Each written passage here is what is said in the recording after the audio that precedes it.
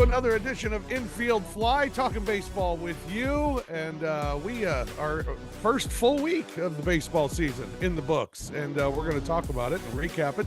And a lot of big news happened this week in Major League Baseball that we will discuss as well. Some not so good that we will get into. I'm Rob Fisher. I am a St. Louis Cardinals fan. I'm still okay. I'm still okay. I'm still okay. We're at 500, and I'm okay. I'm all right. Not bad. Glenn Whitaker is with us. He's an Atlanta Braves fan. I'm okay. I'm okay. Okay. All right. Well, that's good. That's good. Keith Murphy, Cubs fan. I'm great. I'm off the ledge. Great.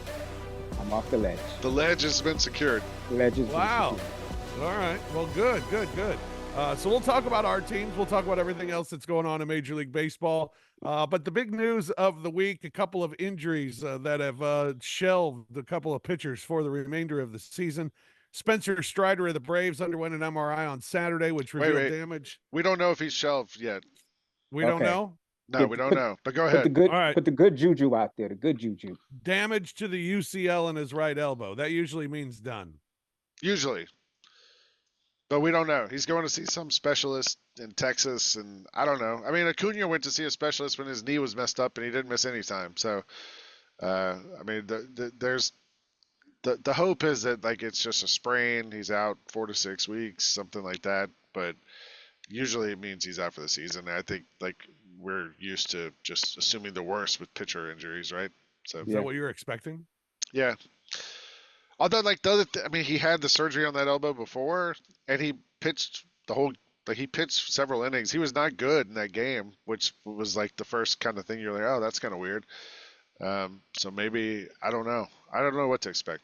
Was there like a pitching throw that he made that made you say, I don't think so. I mean, I turned on the game in the first inning, and he had given up 3 runs already in like the top of the first. I was like, all right, well, that's kind of out of character. And then the old velo was down. Yeah, everything didn't look good. So, yeah. Well, we'll wait and see, but it doesn't seem good for Spencer Strider. And then Shane Bieber of the Cleveland Guardians undergoing Tommy John surgery after experiencing right elbow pain. He is done for the season because he's having Tommy John surgery. So he's done for the season. That's huge for them, man. Jeez. So 2 huge baseball injuries. Now, the head of the Baseball Players Association thinks that a shorter pitch clock has contributed to these injuries. Yeah. And Major League Baseball said you're wrong. Yeah, this is what Tony Clark said in a statement. He is the union executive director. Despite unanimous player opposition and significant concerns regarding health and safety, the commissioner's office reduced the length of the pitch clock last December, just 1 season removed from imposing the most significant rule change in decades. Since then, our concerns about the health impacts of reduced recovery time have only intensified. The league's unwillingness thus far to acknowledge or study the effects of these profound changes is an unprecedented threat to our game and its most valuable asset, the players. It's not the pitch clock. Yeah. Well, he says they shortened the pitch clock, but he means with runners on base, right? Because it's the same. That's the only thing they shortened was when runners were on base, yes. Yeah. Otherwise, it's all the same. And I was like, all right. Like, I mean, I don't. He's standing up for the players. He's doing his job, but like, I don't think you can draw a straight line between the pitch clock and the elbow injuries. I want to see a bigger sample first. If there's like a more of an influx of pitchers going down, then we can have that discussion. Until then, they're just jumping the gun. He's just jumping the gun with this. Yeah, I think it's kind of silly. I think it's just unfortunate. I mean, it happens every year. We lose pitchers every year. I mean, Spencer Strider had elbow surgery before the pitch clock. You right. know, like, yeah. Right. I mean, Tommy John played in the 70s, like, or 80s, whatever it was. Like, it's not like this is a new thing. Although it does seem to be like, this seems to be like the big baseball topic right now, right? Like, this is what this is the issue, is pitcher injuries. I just don't think it's anything new. I don't either. I think it's just something that we see every year. I mean, if you're a pitcher, at some point you're going down. I mean, that's almost the reality of it. Although they say, like, from what I was reading today, that people are like, no, it's not the pitch clock. It's that guys are trying to spin the ball more and throw harder than they used to. Maybe it's because of throwing the sweeper. Maybe it's because Spencer Strider started throwing a curveball. Yeah, I don't know. Does that mean like you got to stop trying to throw pitches like that? Does that mean pitchers shouldn't throw curveballs and shouldn't? No, it means you're going to have surgery at some point. But like, what if you have the surgery and then does it mean you're going to have it multiple times?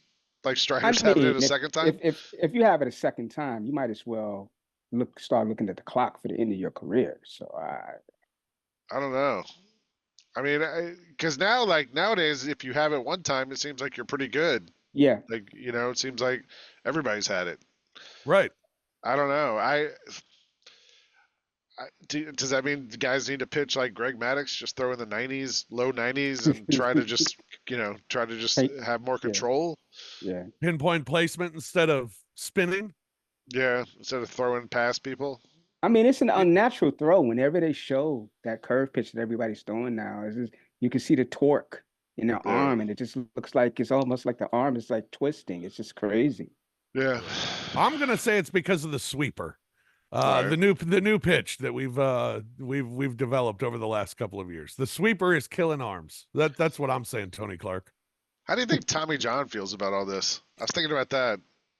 Like, what if you're known? That's what he's known for now. Is just like a unfortunate elbow surgery. Hey, at least it's not like the Lou Gehrig's disease, Yeah, that's true. God bless the people with fighting that disease. That's crazy. Kidding. But to be even named after that, come on, man. I don't want to be named after that. Hell. That's true. There's a lot of other, I guess, worse things you could be named after than arm surgery. Yeah. Yeah. Like you're getting neutered or something, and like that's something you're named for. But yeah, that's pretty bad. Yeah.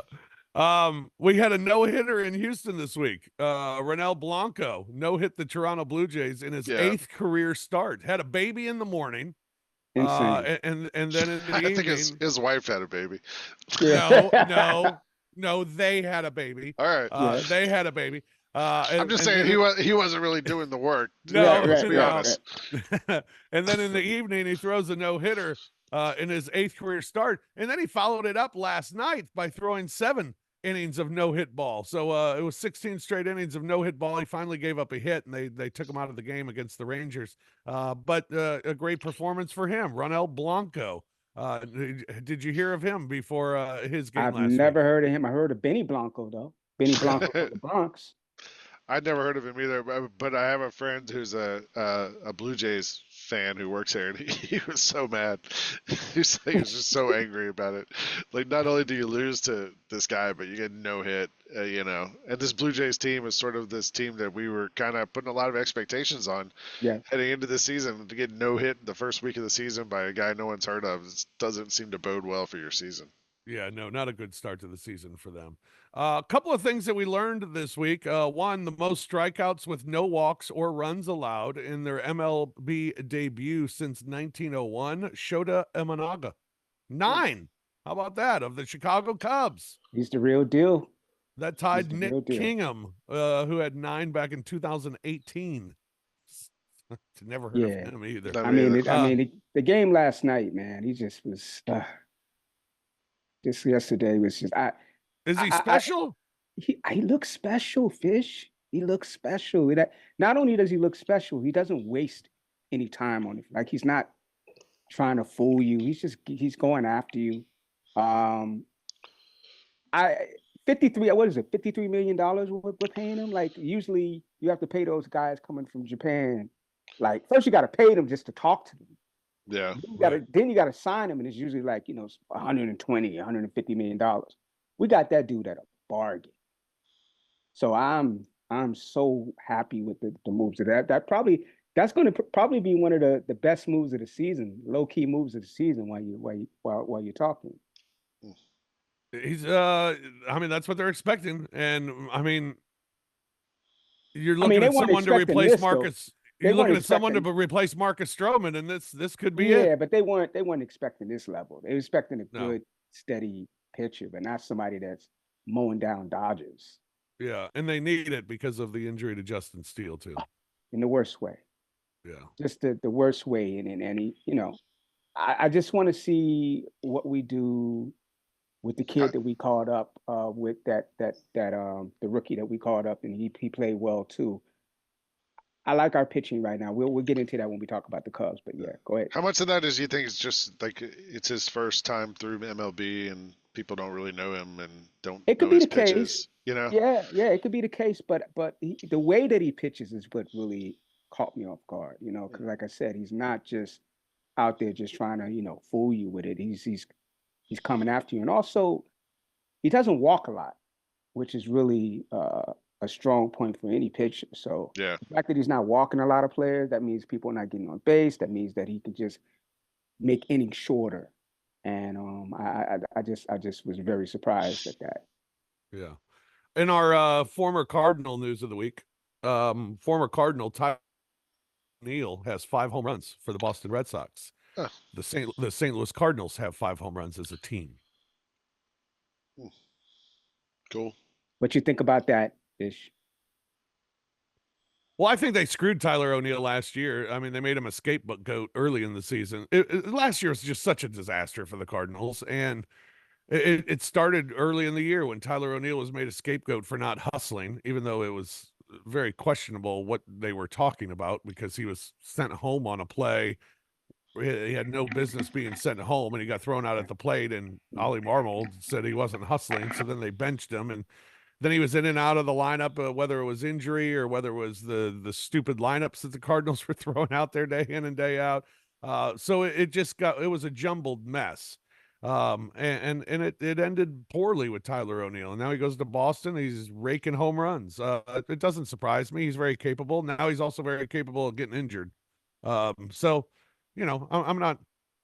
I'm not throwing my arms up in the air thinking, oh my God, how did we lose Tyler O'Neill and what a horrible decision that was. But he's doing well. And it doesn't really shock me that he's doing well for Boston in that ballpark. And I think it'll suit him well. And wish him the best of luck. Good luck, Tyler O'Neill.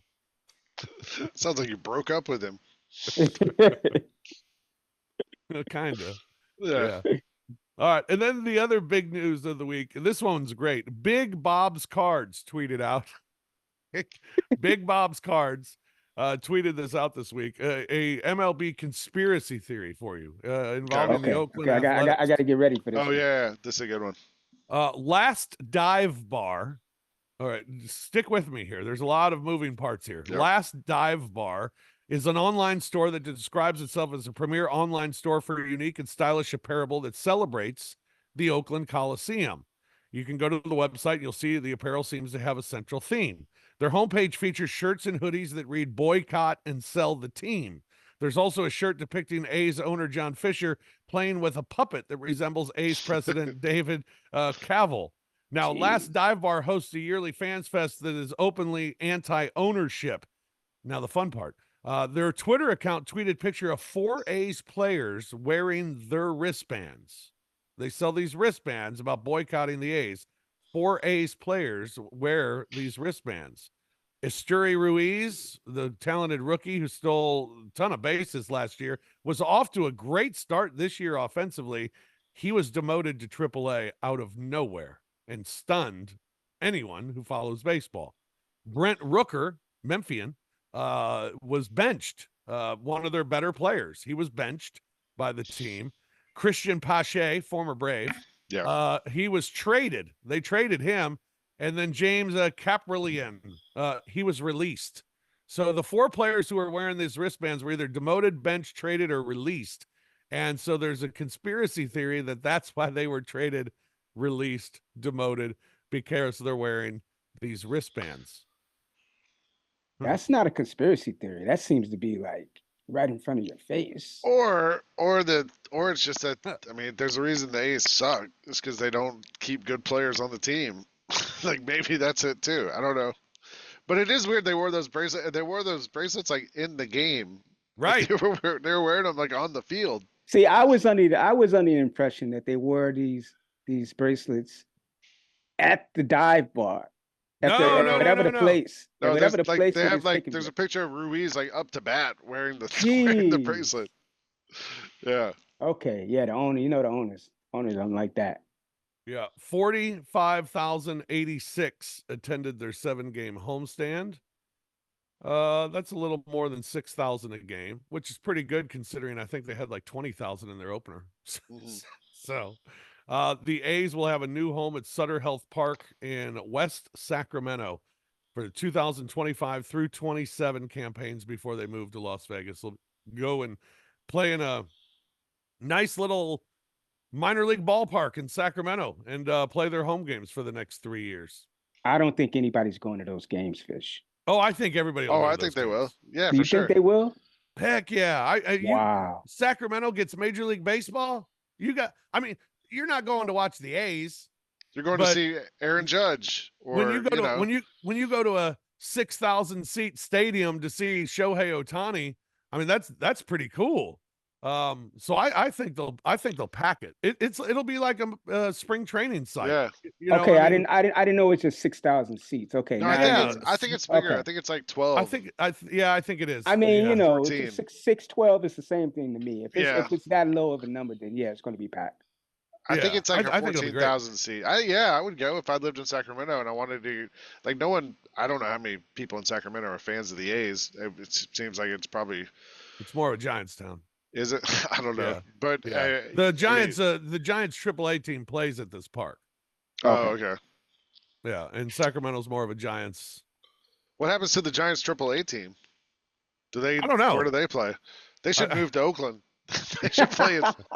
Play at the Coliseum. Yeah, The team might be better. They'd be right across the street right across the bay from the Giants. From the It'd big be league easy to club? call Yeah. guys up. Yeah. Such a shame too, man. That Oakland team has so much history, especially in the black community, man. It's just Yeah, I saw Yes, people man. saying people are online were saying look, the city has now lost the Raiders, the Warriors, and the A's in the last few years, and maybe that's because they didn't cave to ownership of all these teams and didn't go into debt for the teams, but which is maybe a good thing financially. I Yeah. don't know, but at the same time, now you lost all your teams, Yeah. so I don't know. It's sort of what a mess. Yeah, it's pretty sad. And why is it taking so long to build the damn stadium? I don't know. In Vegas, seems like they put up a hotel in a year. Right. I don't know if they have do they have the site actually secured and all that? I don't know.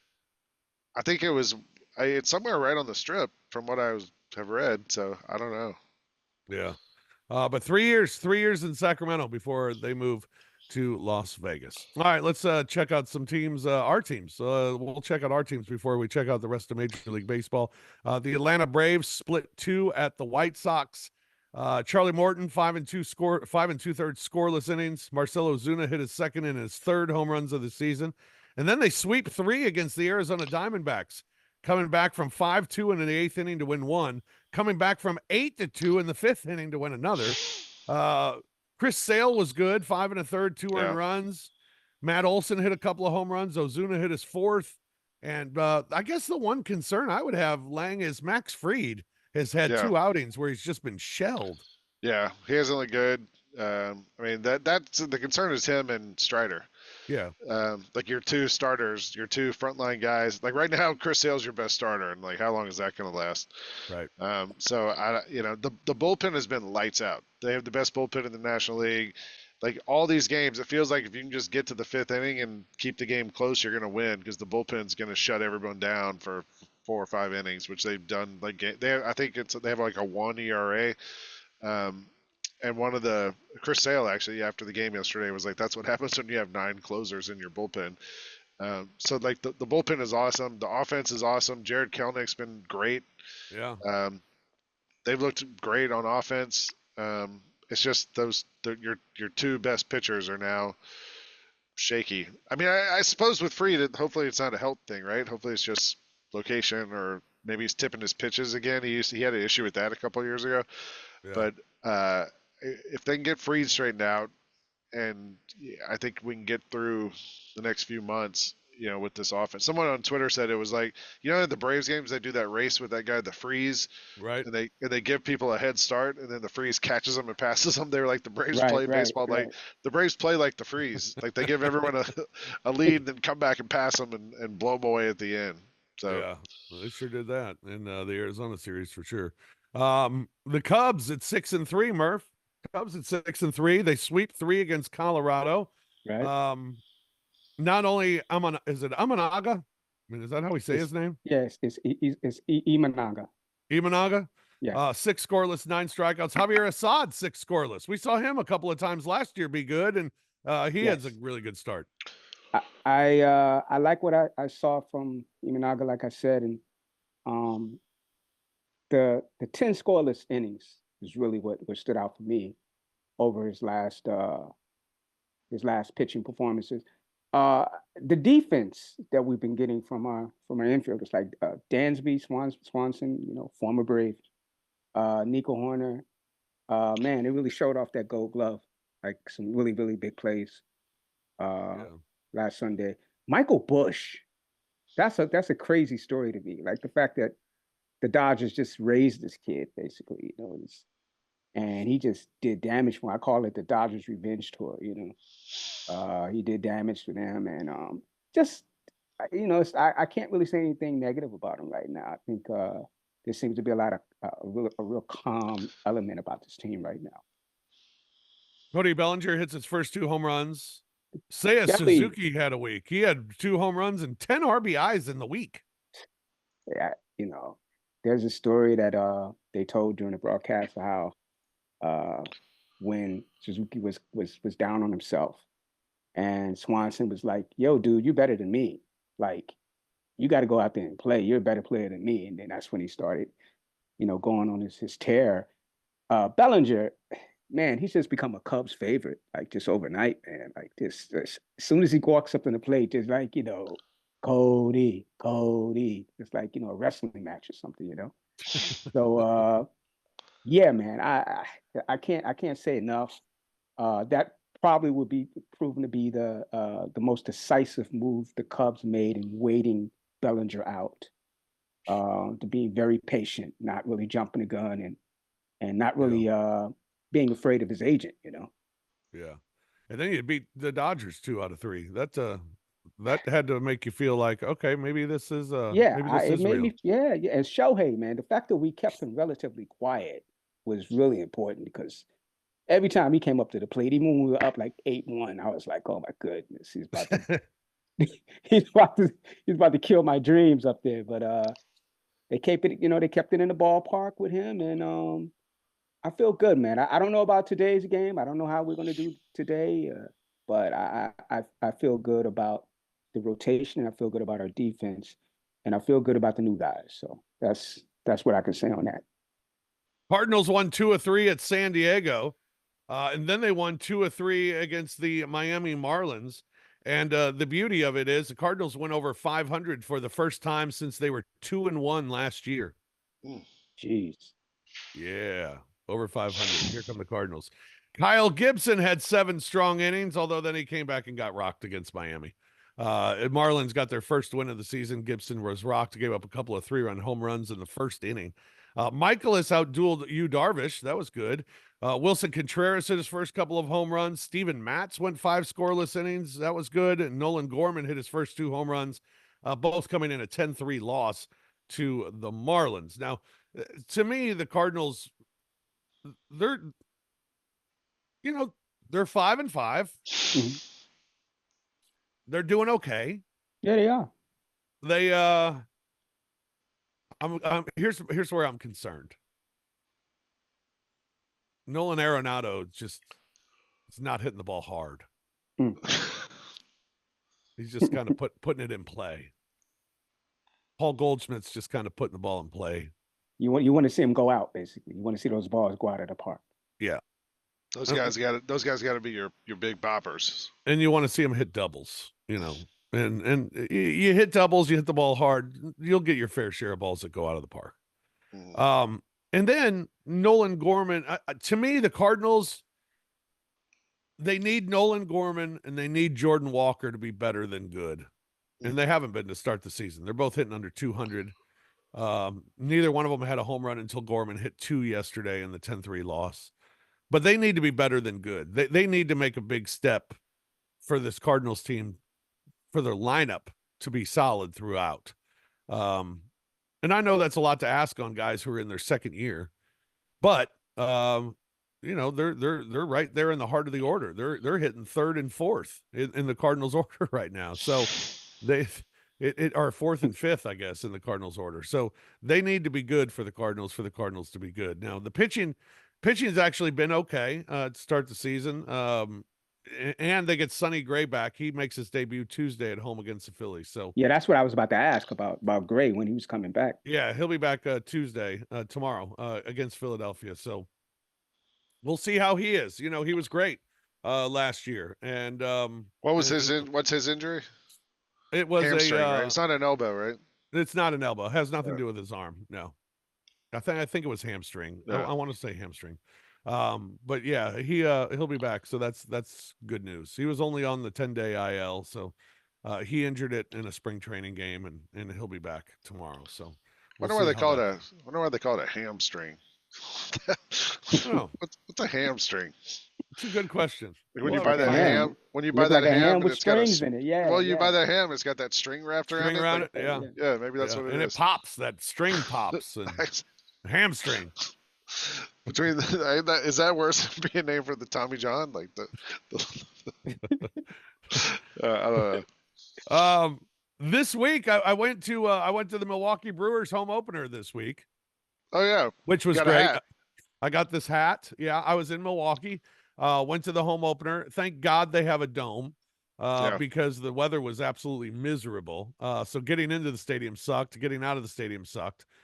Nice stadium though, good sight lines, good ballpark. That ballpark's like over 20 years old, and it's in pretty good shape. Concourses are a little jam packed, so you can sense its oldness, I guess, from that a little bit. But the food was really good. The concessions were good. The bratwursts were amazing. They got the sausage race there in Milwaukee. That was kind of cool. Christian Yelich hit a home run, which was kind of cool. It was opening day. It was fun. Although, how was the beer? The beer was fantastic, even though it was Miller Lite. It was fine.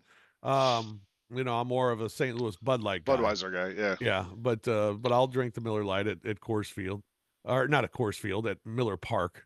Yeah. Although it's not called Miller Park anymore. I forget what it's called. But it was a good time. But the one bad thing I thought about it was when you go to a ballpark out of town and you go to a different team's park, you want to see them play somebody. That's kind of entertaining. They played Minnesota. And I think if I had to pick 5 teams to see in the league, or 5 teams not to see in the league, yeah, Minnesota might be one of those teams. Who would the other ones be?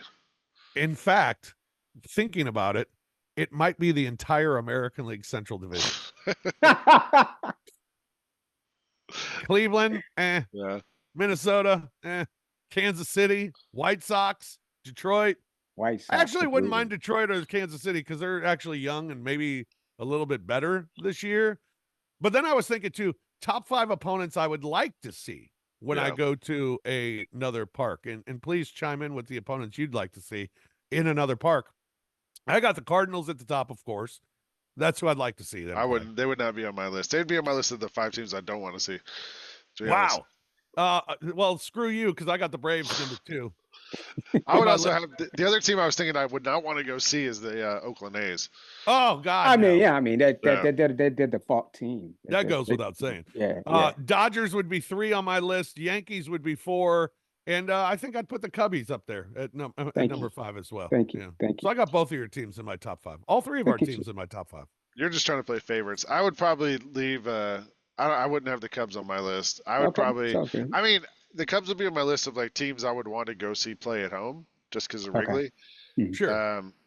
I would have the Dodgers, Yankees, Braves, of course. Yeah, but that's home. That's me picking my favorite team. Outside the Braves, maybe like the Diamondbacks or the Astros, maybe up there. I would hate to see the Astros. Why? I just don't like that team. Yeah. It just bugged me. I do that. When I went to the Marlins game last year when I was in Miami, they just happened to be playing the Phillies, and that was kind of a cool matchup. There's a lot of Phillies fans there. You know, the Phillies would be a fun team to go see at home too, just because of their crowd. Right. Yeah, I mean, I would go with in no order, Yankees, Braves. I would actually want, I like the way that a lot of teams are playing, but right now, man, I check out Boston. I always like the drama of that team, whether or not they're going to suck or be good, and they're pretty good this season. I want to see the Cardinals just to see the Cubs beat them. Yeah. And oddly enough, man, Pittsburgh. I just like I like the way they play. Like, They're they play fun hard. now. They got young players that don't care. They're on my list. They're on my list of teams I'd like to see play at home, like the Cubs. Like I've never been to the park in Pittsburgh, and it looks so cool, and like it looks like an awesome place. They just like a cool team, fun little team. So yeah, I got a few, but Seattle is another team that I wouldn't mind seeing because I like the Rodriguez kid. Oh yeah. Yeah, I'd like to go to. I've never been to a game at Fenway either. I've been to Fenway and I took the tour of Fenway, but it was like in the off season. So yeah, I haven't either. I went to Fenway and I went to Fenway to take the tour because it said it was open, and I took the cab to Fenway and we went up to the door and it was closed and it was locked and they didn't have the tours going that day. So basically we just walked around Fenway. Yeah. And it was kind of cool. It was kind of cool to see it, even though I was looking through cracks of fences to try and see anything that I could. And of course, the Dodgers too. I neglected the name. Of course, I saw the Braves play there. I actually went to Fenway once during the NBA Finals. Like the Celtics were playing. It must have been 2008-9, and the Red Sox had a home game the night before the Celtics, and one of my Slam colleagues, Ben Osborne, who Murph knows, Ben and I were going to go see the Red Sox, and I'll tell you guys afterwards who it was. There's a rapper who was going to leave us tickets for the game. Like, he had a suite access and all this, and you won't believe it, the tickets didn't come through, and we didn't get to go to the game. That's too bad. Yeah. All right, let's go down the National League standings and the teams. The Atlanta Braves are first in the National League East at 6-2. Phillies 4-5 start. Doesn't really surprise me that the Phillies start 4-5. It feels like they start slow and finish slow, and then just all of a sudden get ready for the playoffs. So no surprise there. Mets are 3-6. Edwin Diaz pitched out of trouble in the ninth, got his first major league save since October of 2022 as the Mets beat the Reds on Friday night. So good for him being back, and Timmy Trumpet can be back. The Nationals are 3-6. They suck. Steven Strasburg officially retired. The Nationals signed Strasburg to a 7-year, $245 million contract in December of 2019. He finished his career going 1-4 with a 6.89 ERA and 31 innings after he signed the deal. 31 innings after signing a 7-year, $245 million contract. Is that the biggest bust ever? Well, he won a World Series. MLB, yeah. Yeah, I guess so. But that was a lot of money. It's a lot of money for a World Series, yeah. Very top-heavy early, too. Like, his accomplishments were very early. Yeah. When he was young, so. Yeah. And they babied him when he was young and shut him down when they were in the postseason because they wanted to win all these multiple championships, and they thought that was more important, and they ended up just winning one. Elbow injuries. Elbow. Yeah. Speaking of elbow injury, Miami at 1-9 to start the season. Right-hander Yuri Perez is undergoing Tommy John surgery. Miami already without Sandy Alcantara, Edward Cabrera, and Braxton Garrett. Alcantara underwent Tommy John surgery last October. Cabrera and Garrett are sidelined by shoulder impingements. Marlins entered their 9-game losing streak to start the season. Jazz Chisholm and Nick Gordon hit 3-run homers in a 6-run first inning against the Cardinals yesterday. Miami had been the first team to start 0-9 since Atlanta and Minnesota in 2016. Hell, that's not that long ago, Lang. I know. 2016, the Braves were 0-9? Yeah. Wow. How do you think they got all those players after that season? Yeah, no kidding. Marlins avoided becoming the first team to lose its first 10 since the Tigers In 2002, they began 0-11. The Pittsburgh Pirates are in first place in the National League Central. Wow, man. They won 2 of 3 at Washington, and then they won 2 of 3 against Baltimore, with both of those wins being walk-off wins. O'Neal Cruz hit a second home run and a game-winning walk-off single. They started 5-0 for the first time since 1983. Now, they started off well last year before it all kind of collapsed. Yeah, but that was a lot of injuries happening to them. They were a young team too that didn't really understand how to keep it together. But I think that they're serious, Fish. I think that's the team that we're going to be looking at. Baltimore's a real team. Yeah, that's a real team, dude. Like we're going to be looking up at them. Yeah. Are there 5 teams in the National League Central who think they can win the division? I'm going to say 3. 3?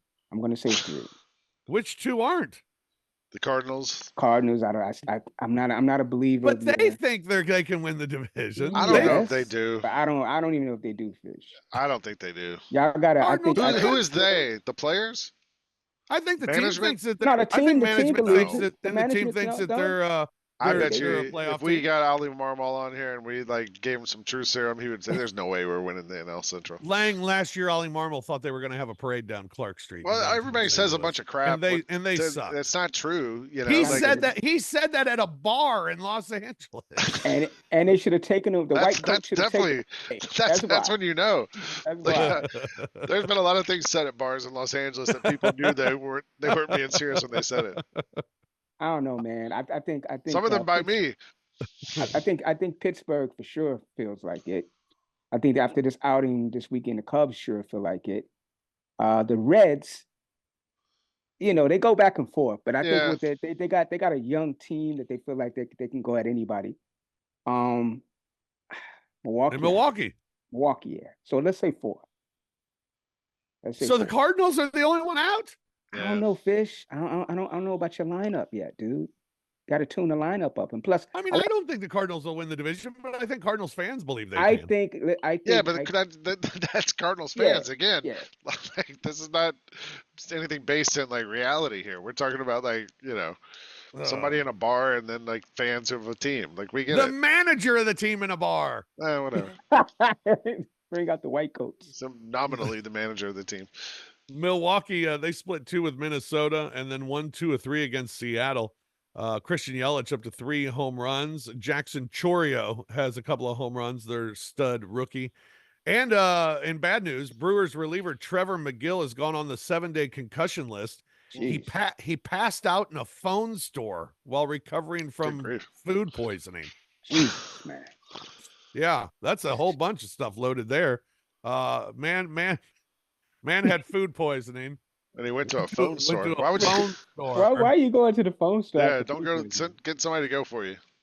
Yeah, no kidding. And then passed out and hit his head on the floor when he passed out, and concussion protocol. Yeah. At least they were probably able to call for help quickly. Oh, come on, man. It's a phone store. Well, you need a rim shot when you need it. It's terrible. Hopefully they had service, yeah. In the National League West, Dodgers are the only good team. They're 8-3. They swept 3 from San Francisco. They lost 2 of 3 at the Cubs. Shohei Ohtani had his 2nd home run and his 5th double of the year. Yoshinobu Yamamoto pitched out of 2 early jams and 5 scoreless innings, got his first career major league victory against Chicago. Here's a couple of interesting notes. So Jason Hayward placed on the 10-day injured list because of lower back tightness. And there's controversy around Shohei Ohtani's first home run for the Dodgers. Yeah. Fans say they were pressured and bullied to give the ball back, and that they were given 2 hats, a ball, and a bat. None were authenticated, and they're all signed, but none authenticated, and the Dodgers wouldn't say if they were authenticated, but they have been invited back for a later game and for a chance to meet Shohei on the field.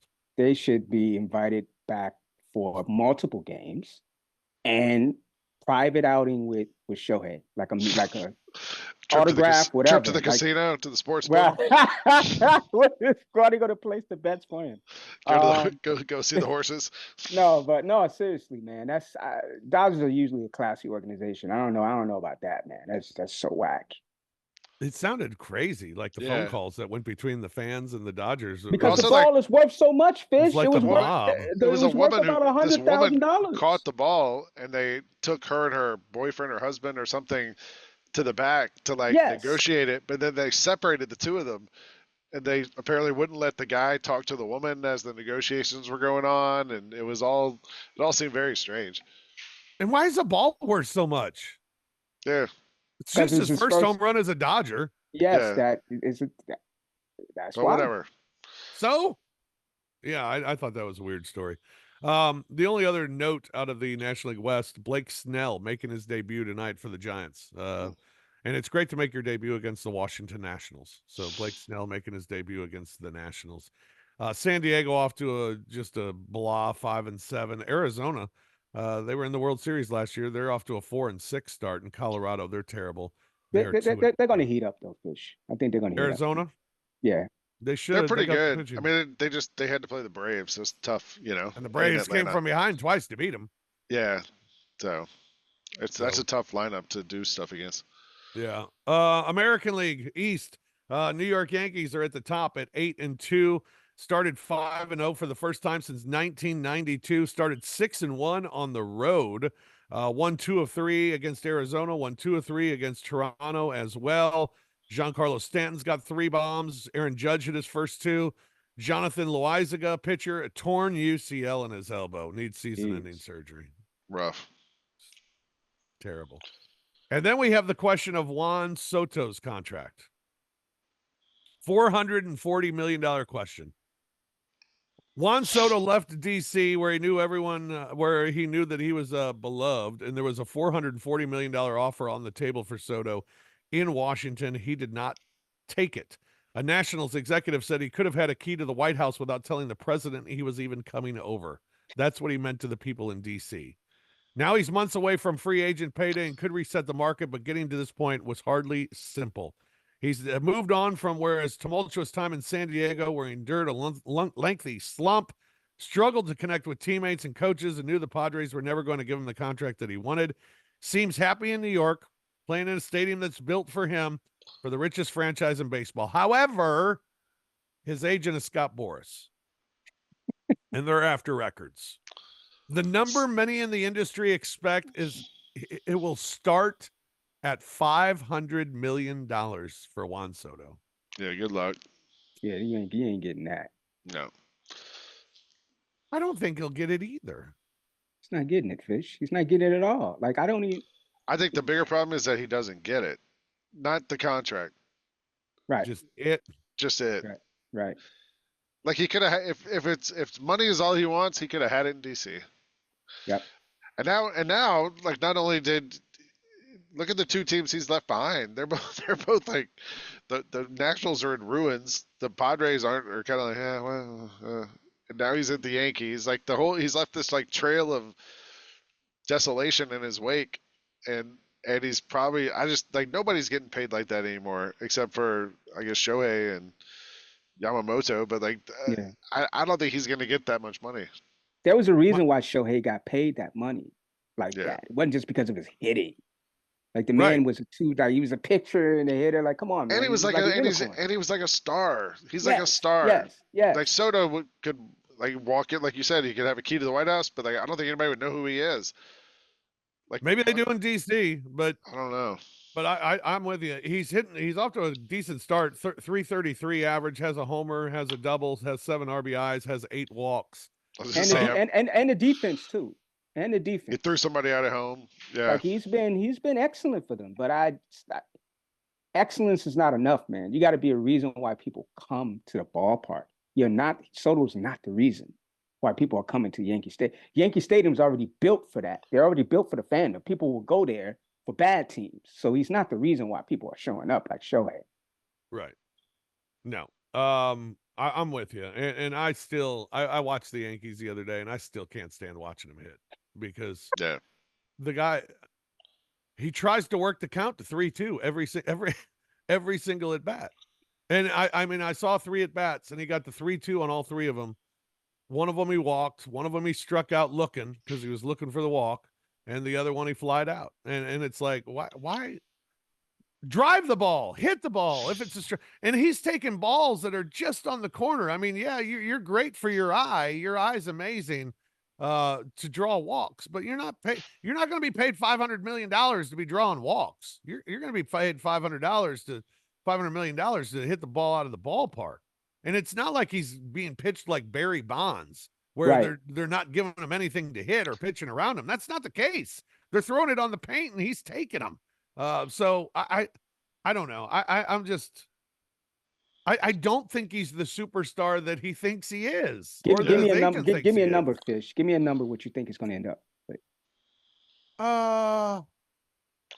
I mean, it might be 10 years, 45 million a year when it's all said and done. I don't think he gets 500. I don't think he gets over 35 a year. Really? No. I mean, what Bellinger got? 30 a year? Yeah. Yeah. I mean, he's younger. I get it, but I don't know. I see him getting between 35 and 40. Yeah. It'd be funny if the Nationals signed him for that. Yeah, no kidding. Like less than they had offered to begin with. Yeah. All right. Elsewhere in the East, the Boston Red Sox are in second place at 7-3. Big jump for the Boston Red Sox. They've started 7-3, and all 10 games were on the road. So 7-3 road start. They swept 3 at Oakland. Tanner Houck had 6 scoreless innings, 10 strikeouts, and then they won 2 of 3 at the Angels. Trevor Story did dislocate his shoulder, so he is on the injured list for the time being. In the American League Central, the Cleveland Guardians are at the top. That's 7-2. They won 2 of 3 at Seattle. Shane Bieber had 6 shutout innings, winning and going to 2-0 before he had a UCL problem, and he's done for the year. Logan Allen also pitched well. They swept 2 at Minnesota. Pitching's been unbelievable for Cleveland to start the season. The surprise team in second place is Detroit at 6-3. They won 2 at the Mets, lost 2 of 3 against Oakland. However, they started 6-1 on the season. They're now 6-3. The Royals also a nice little pleasant surprise at 6-4. They swept 4 against the White Sox, who are just awful. Listen, Fish. I got White Sox fans at the crib, man. They're ready to bury their head in the sand right now. Like, it's awful. Well, they're 1-8, and Luis Robert just got put on the injured list. Like, historically awful. Like, yes. Like, I don't even want to be associated. Like, what it is, like, Reinsdorf, please just sell this team. Like, what are you doing? Awful. Yeah. Yeah. And the Royals, meanwhile, they had a tax for a new ballpark turned down. Yeah. Royals say they will not play at Kauffman Stadium beyond 2030. Plans for a new park were to open in 2028, but now that is on hold. So we'll see what happens next for the Kansas City Royals. This is a tax that involved both the Royals and the Kansas City Chiefs. The Chiefs say they just want to do renovations to Arrowhead Stadium, and they want to stay in Kansas City. The Royals, however, there are ideas that the Royals could start to look elsewhere, which includes just across the border in Kansas, in Kansas City, Kansas, for Major League Baseball. Wouldn't that be something? They should build like the Field of Dreams Stadium in Kansas. Yeah, yeah, like a giant stadium with corn in the outfield and stuff. Yeah. In the American League West, Texas Rangers are in first place at 6-3. Josh Young, a home run and 4 RBIs, but broke his wrist in a win at Tampa Bay. He is on the injured list. He broke his wrist swinging. Did you see that? Like, he was swinging at a pitch and he broke his wrist. Pretty weird. That is bad. Adolis Garcia hit his 3rd home run. Nathan Eovaldi, 7 scoreless innings. Then they won 2 of 3 against Houston as well. Garcia hit his 4th home run. Rangers at the top at 6-3. Then you have Seattle at 4-6. Seattle went out and signed Dallas Keuchel to a minor league deal. Good luck. How's he getting jobs? Everybody else has elbow problems. I guess so. Houston at 3-7. The Angels are surprisingly at 5-4 and over 500 as well. There we go. I think that's the biggest shock, Houston. Yeah. Man. No, I do not. Houston's 3-7. Yeah. Yeah, that is surprising. But the Angels being above 500 is pretty amazing. That is pretty amazing. Ron Washington. Shout out Ron Washington. Yeah. Yes. Can we have a Ron Washington watch from now on, just to see how that team's doing? Because Shohei's no longer there, so we need something to look forward to. Yeah, we'll look at Ron Washington. So Ron Washington's got him 5-4 after the first 9 games. That's impressive enough to me. I was also Although, thinking, let me tell you something. He walks out to the mound slower than anybody I've ever seen. yeah. Oh, he's always done that, though. Even slower than Ollie. I was thinking when we, for our favorites, maybe we add Ron to that. But you know who else we should add to that? Who? And he's a favorite in like sort of a perverse way. Angel Hernandez. Oh, Lord. We should just put him in the let's see what Angel did this week and just see because I'm sure something. He had a strike zone in one game this season. It was like 2 feet out. Yeah. It was like, Well, and the announcers was like, "Well, how can you play ball like that?" I was like, "Yo." He's how about the one that you sent us yesterday? The balk. The guy, he stepped off the mound, stepped back on the mound, threw it, and it wasn't even a strike when he threw it, and he still called the batter out. And everybody in the park was like, "Whoa, wait a second! He stepped off the mound." The other umpires were like, "Hey, come on!" And then there was nothing they could do about it. It was like, yeah, like you're doing too much, man. Speaking of our favorites, Shohei, 8 of 17 in his last 4 games with 2 doubles, a triple, 2 homers, and 4 RBIs. So, even though you kind of held him in check, he still put up decent numbers. This is what I'm saying, man. Julio Rodriguez just 5 of 23 this week with 2 RBIs and 8 strikeouts. Not a good week for J-Rod. Not a good week for Ellie De La Cruz as well. He has hit safely in every game but one, and that was yesterday's game. But he's got 3 doubles, 3 RBIs, 4 stolen bases, and 12 strikeouts to start the season. And then O'Neal Cruz for the Pittsburgh Pirates, 8 of 19 in his last 4 games with a double, a homer, and 2 RBIs. The Buccos have been fun to watch, and it's good to have him back from injury from last year. That kid is special. And my betting, I'm 6-4 betting the Cardinals. Okay. I like to bet the Cardinals every game. That's decent. With my goal being to be better than the Cardinals, and right now I'm a game better than the Cardinals at 6-4. Do you think you could win the NL Central? Yeah, I do. Like your record. My record on betting a Cardinals? Yeah, I believe I better could win than the whoever NL wins the Central. NL Central. Yeah. Yes. So there's 6 teams now that believe they can win the NL Central. Team Fish. This week on deck, we got the Braves taking on the Mets for 4. That's always fun. Yeah, man. That's always a good way to get 4 wins. Hopefully. And then 3 at Miami, and Miami's awful. So good week for the Braves. Cardinals have 3 with Philadelphia and then 3 at Arizona. Cubbies are at San Diego for 3 and then at Seattle for 3. Murph, out on the coast.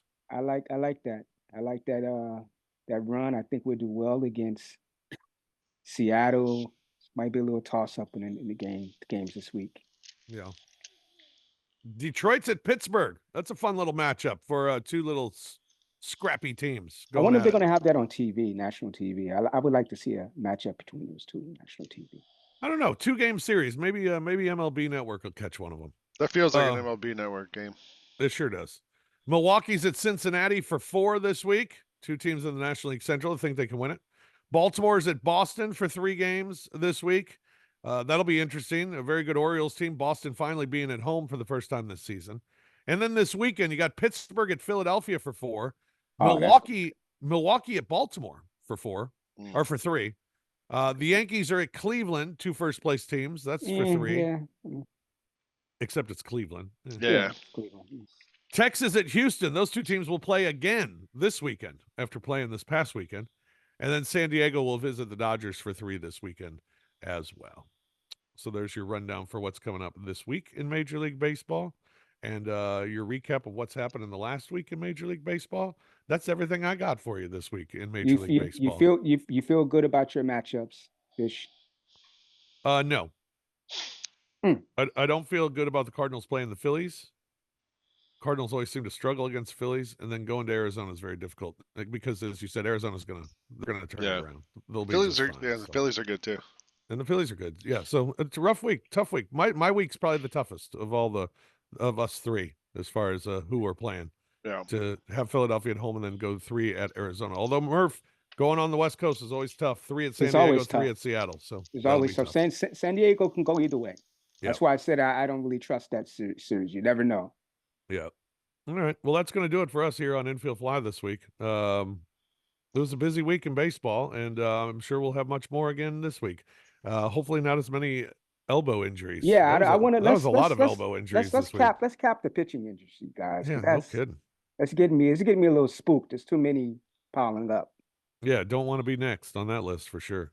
All right, that'll do it for Infield Fly. Thanks for joining us, and thanks for talking a little baseball with us here this week. For Lang Whitaker, for Keith Murphy, I'm Rob Fisher. Thanks for joining us here on Infield Fly. We'll do it again next week right here on Grind City Media.